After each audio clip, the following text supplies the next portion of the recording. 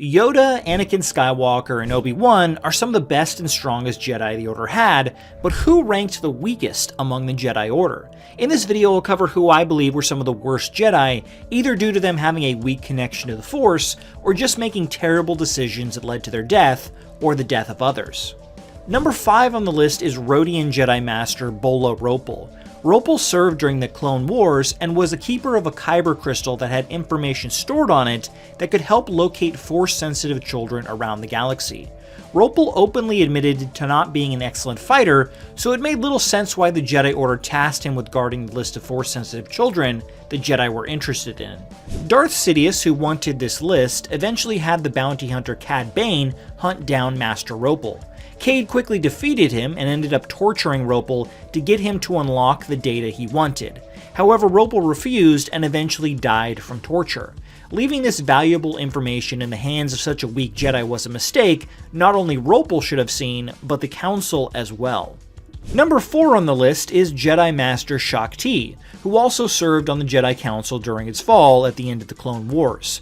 Despite being a council member, Shaak Ti has been used as a bit of a joke, as her death was written multiple different times by George Lucas. The first time she died was in a deleted scene where Grievous stabs her through the chest with a lightsaber after capturing her at the start of Revenge of the Sith. That scene never made it into the movie, so it's not considered canon. She eventually made it into the Force Unleashed video game, where she is defeated by Starkiller on Felucia, and realizing she had lost, ends her life by plummeting off a cliff.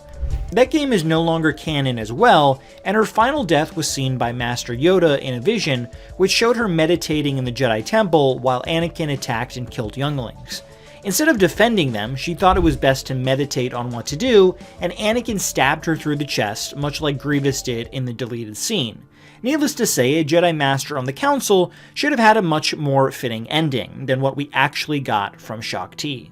Number 3 on the list is Jedi Master Coleman Treor. Treor served on the High Council leading into the Clone Wars, and had the chance to end the war at its start when he confronted Count Dooku on Geonosis. However, he forgot one of the core teachings of the Jedi, to be mindful of his surroundings, which led to a couple well-placed Blaster Bolts from Jango Fett quickly taking him down. Seeing as he was one of the highest-ranking Jedi Masters at the time, watching him so easily get owned by a non-Force-sensitive bounty hunter because he was too focused on confronting Dooku really leaves Treor in a bad light, and why he's 3 on my list of the weakest Jedi.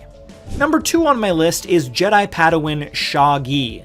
Padawan Gi was a reference to Shaggy from the Scooby-Doo franchise, and looked and acted just as scared as he does on that show. Shagi appeared in the Star Wars Clone Wars show, and was with several other Jedi including Master Ki-Adi-Mundi and Master Shaak Ti when they were ambushed by General Grievous and his droid army towards the beginning of the Clone Wars.